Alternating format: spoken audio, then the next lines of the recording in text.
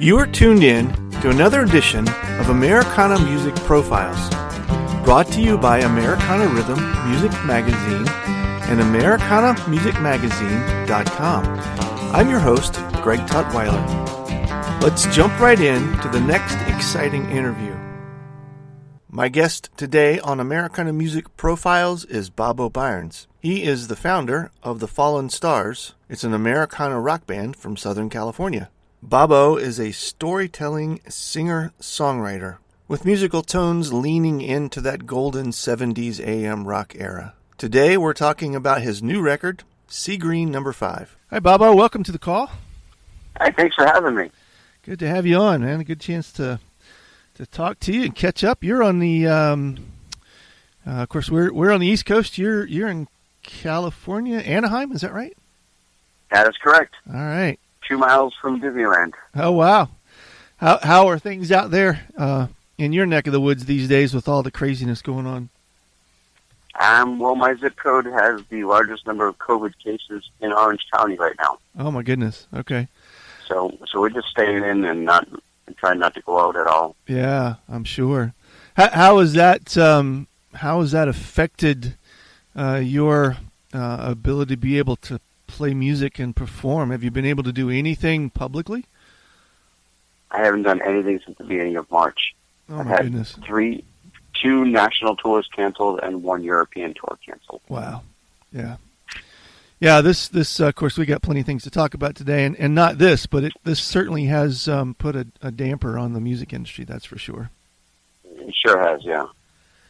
So, I mean, I was on a small... I'm still on a small German label that is pretty much, they've closed shop entirely. wow. And so they had said, can you wait until September 2021 to release the album? I said, no. Yeah, yeah. Yeah. So I'm releasing it now. Yeah, wow. And you recorded this when? How long has it been in the can? I started recording it in November, and I finished it in March. Okay, so you've been sitting on it a little bit already. Yeah. No, I think March, April, whatever. Yeah, I kind of lose track of it. Yeah, yeah. So let's back up a couple minutes. Tell me a little bit about yourself and your exposure into music. How did this whole thing begin for you? Whole exposure to music. Let's see.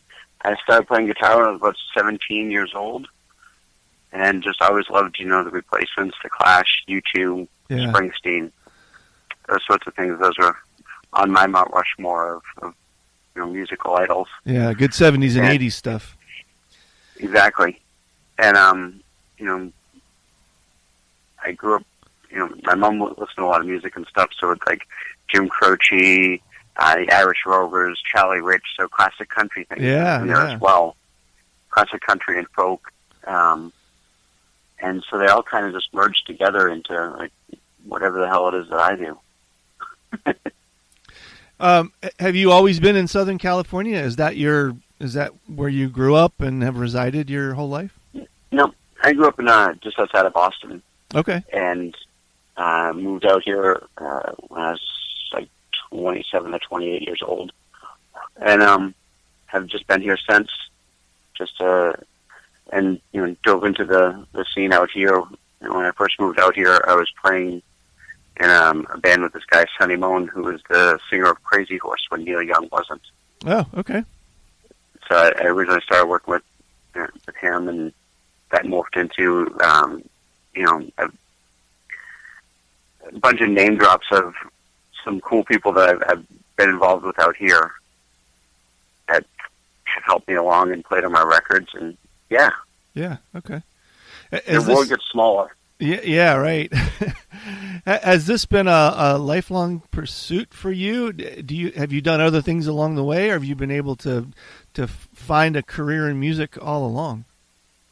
I've pretty much had a career in music all along, to an extent. I mean, I tour and play and perform and put out records, but I also have my own studio where I record people and produce other records. Okay. And I also tune pianos. Oh, cool. Okay. All right. So these are my three things. Yes, that's a nice side hustle, I'm sure, especially in an area as big as you live in now. Yes. It's interesting because, I designed my life so that if I wasn't making money playing shows and touring, then I could make money tuning pianos, and if I wasn't making money tuning pianos, I could record people in my studio. Yeah. I didn't anticipate all three of those things going down at once. I understand. Not being a musician, but I have most of my things are in music as well, and you never figure that the you're going to total the whole car in one accident.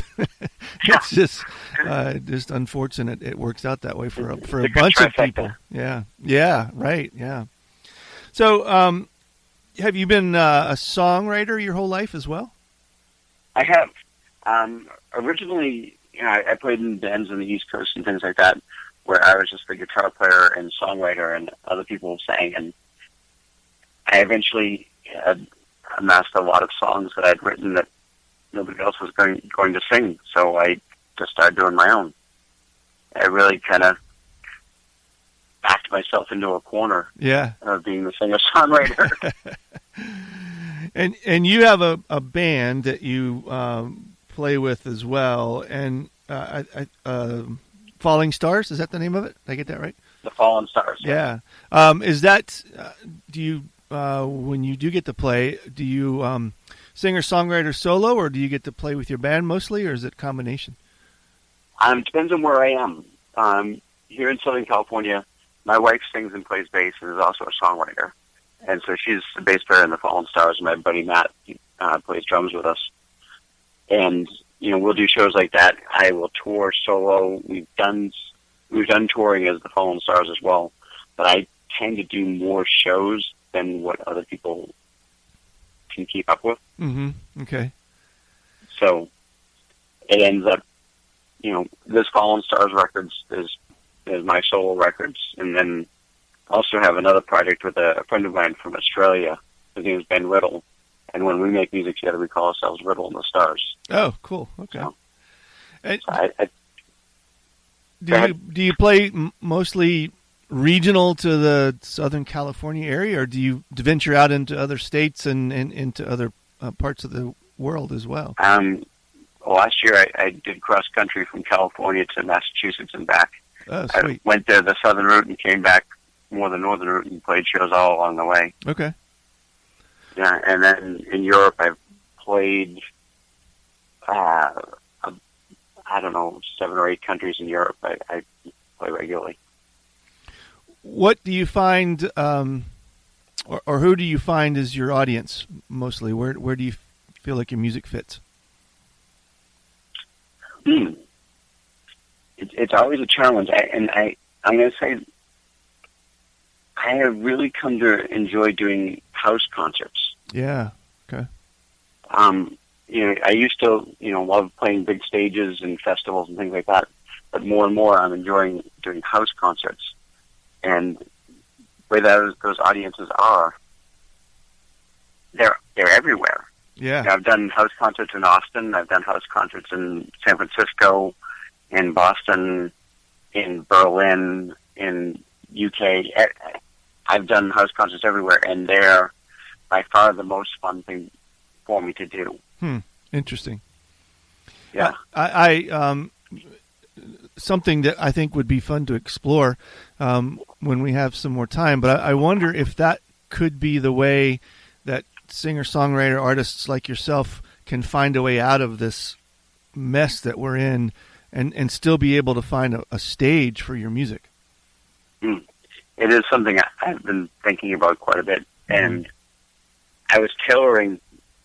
Obviously I had tours and stuff booked this year, and I was tailoring a lot of what I was doing towards that. Mm-hmm. I still play through do a lot of acoustic guitar and dobro and mandolin and things like that. Mm-hmm. But I love my Telecaster, and so I've been figuring out if I'm doing a house concert and I'm going to use an electric guitar, here's a smaller wattage amp that still sounds good, and trying to figure out how I could still do that. Yeah. Well, being in Virginia, we are in now what they call Phase 3, which allows well, phase 2 allowed 50, up to 50 people, Mm-hmm. and then and they teeter back and forth. Are we going to stay in phase 3 or back to phase 2? But even with 50 people, you can have, from an artist perspective, you could have a successful house concert and still Definitely. keep that intimate feel. And so it's and been in the back of my mind as well as it seems like a way for artists to be able to get back on the road. Hopefully that message gets out there, and because obviously you need a platform, you need people with houses to catch onto the idea to create the space for you to be in. So I would love for that to work for you guys. I've been doing a lot of the live streaming shows as well, and there's a bit of a learning curve there, but figuring out how to, okay, here's a mixer with a USB out, I can plug directly into my phone, and I can actually make it sound good and not sound like just, a laptop microphone. Right. Yeah. And I've had a lot of success doing those, and I've done a few benefit concerts, since the pandemic has begun, because certainly in Orange County and everywhere else there's a huge population that needs to eat. Sure. And I've done lots of benefits for like the OC and Los Angeles food banks. Yeah. And so we did an online concert where we raised enough money for nearly 7,000 meals. Wow, that's awesome. Yeah. Well, as human beings, we can't afford to lose the music. No. Regardless of whether you're a country artist, a blues artist, a rap artist, a folk artist, or wherever you fit, the communities that love that music can't afford to lose it. So there's got to be a way to keep it alive in live form. As much as the online thing is a great way to at least stay connected, you can't you can't replace that live experience from the audience, but I would imagine as well from the artist's perspective too. No, definitely not. So you finish playing a song and you see all the little hearts go up and hand clap emojis, and you're like, oh, that's nice, but it's and it's not quite the same as hearing any people. No, and you can't feel the energy that way. Not really. Not like you can when you're in a room, and when you connect, when the artist connects with you and your music, and when you connect with those people that have just experienced that performance. No, you can't replace that. So, I read in a piece of your press material that said that you're still a vagabond at heart. Tell me what that means. I used to, when I was like 17, 18 years old, I read KROX on the road. And the next weekend I hitchhiked to Burlington, Vermont from Boston. Okay. And it just sort of started a way of traveling that was different for me that I loved. I don't really hitchhike all that much anymore. Uh-huh. Because I have a cost. Yeah. But there's still a feeling of when you travel and go new places and you meet new people that is very similar to that experience. Yeah. And when you get outside of your comfort zone and talk to people is where you learn. And that's the vagabond in me. It's always about learning new things, experiencing new people, all those sorts of things. And I would imagine that would be a great source of songwriting inspiration as well. It can be, yes. Sometimes the stories that you learn and you're like, I don't think I should share that. I think it's just something I need to know and just keep it right. in my head. Yeah, right. Yeah. But certainly there's a lot of material that comes out of it. Sure, yeah.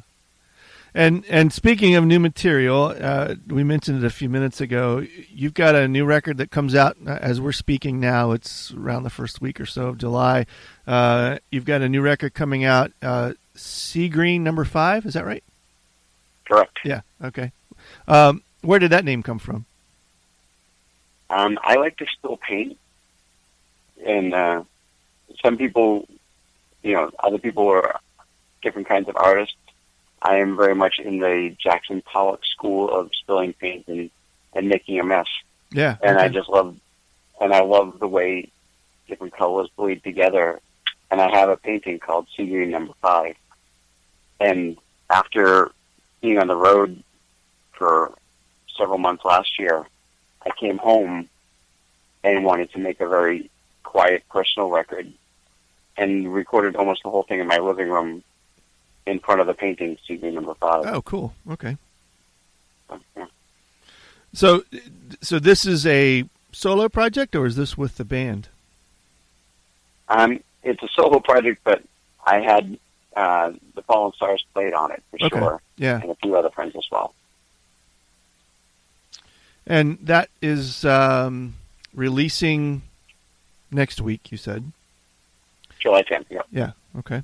And what does it look like trying to get that into the hands of your listener, especially under the present circumstances? Well, I started to do a crowdfunder thing, but with all of the news going on in the world, I decided to not do a whole lot of promotional push for my crowdfunding, mm-hmm. and just sort of let people know, hey, it's here.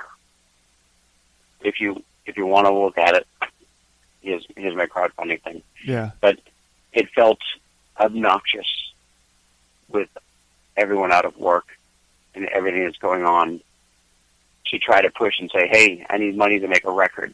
Right. Yeah. Yeah. You know, other people are like, yeah, I need money for rent. Yeah, okay, I understand. Yeah.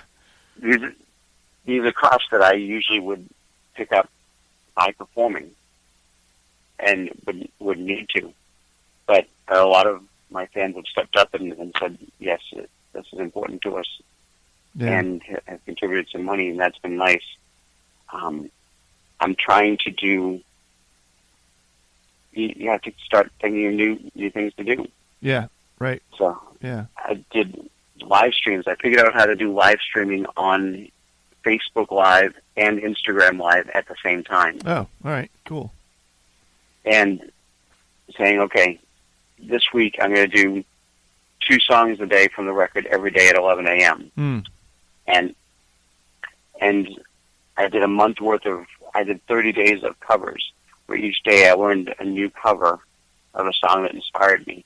And for 30 days I played one song a day. And it's keeping me motivated and doing stuff. Sure, yeah. And hearing the feedback from people saying things like, I was looking forward to, finding out what song you were doing today, because, I was really looking. Yeah. And you're like, wow. Yeah. That's empowering to me. Yeah. To know that somebody else gives a shit. Yeah, right. Yeah. That's cool. So I've got an interesting question. I saved it to the end because I'm really curious.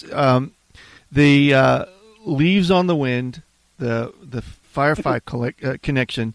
My son and I were huge Firefly fans of the 10 episodes that were out there and the Serenity, and I realize that probably 90% of the listeners aren't even going to catch what we're talking about. But I just need to know. I want to know what the whole connection to the Browncoats and the and if you're listening and you don't understand, go to Netflix or Amazon or something and look up Firefly, and it's an amazing 10-episode sci-fi Western. But how did it connect to you so much that you ended up recording a set of music to go along or about it? My wife and I were driving home from a tour that we were doing, and we're in Arizona, and we had about 2 months off from shows, and we're just talking about what are we going to do, and we started joking about like what kind of music we play and how we, as the Fallen Stars, are very much spacey Western music. Yeah, okay. Is what we thought of, and we're like, we're kind of like the Firefly of alt country or whatever, and my wife says, I wonder if we could write a song for every episode of the show. And I'm like, I don't know. And it just seemed it seemed kind of ridiculous at the time, but then, you think back, Led Zeppelin had songs about the Hobbit. Right. So what the hell's the difference if, it's J.R. Tolkien or if it's Joss Whedon? Right. Yeah. It's wherever you get inspiration from. Right. So as we're on the ride home, we had a little portable DVD player with the Firefly collection with us because that's how we travel. Yeah. And we put on the first episode, and before we got home, we'd written the first song. I'm like, oh, well, this isn't bad. Let's see if we can do another one. And it just kept progressing like that until we had 15 songs. We had because there's 14 episodes and then the movie. Right. So we did 15 songs, and we bust outside of Comic-Con in San Diego. We've played WhedonCon a number of years. We've done Can't Stop the Serenity events in both Southern California and Germany, which were benefits for equality now. Yeah. Most of the people involved in the show either have a copy of the music or know of us. Yeah, that's awesome. And it's very strange and a very warm and welcoming community. And the music was really fun to write because the way that show is written, the dialogue is very lyrical. So you could pull bits of it from it. And so every song, we'd watch an episode, we'd pull bits of dialogue, I'd sort of strum a guitar and try to figure out just sort of a feeling from watching the episode. And so we wrote our original songs with just dialogue from the episodes. That's cool. It was a really fun way to, and as a songwriter, a really fun experiment to try as well. Yeah. That's interesting. Well, I caught a couple bits and pieces of it listening to it online. I wanted to know the story so I could go back and listen to the rest of it. So that's the songs exist as a good after you watch the episode. Yeah. Listen to the song. Okay. And it's not meant to tell the whole story. It's just meant to as an addendum to it and say, this is cool. Yeah. That's fun. That's cool. So the new CD, Sea Green No. 5, is out next week. People can get it where? If they want to buy a copy of it, listen to it, how's the best way to do that? BobboByrnes.com on your internet machine. It's also on the iTunes and the Spotify and the Amazon and all those things. But my website's the best place to go from. Good. Well, thanks, Bobbo. I appreciate it. Good talking to you, and love the stories, and wish you the best with whatever's to come, and certainly with the new record. Thank you. Thank you very much for having me. Thanks again for tuning in to this episode of Americana Music Profiles. Find us on iTunes at Americana Music Profiles and on the internet at AmericanaRhythm.com.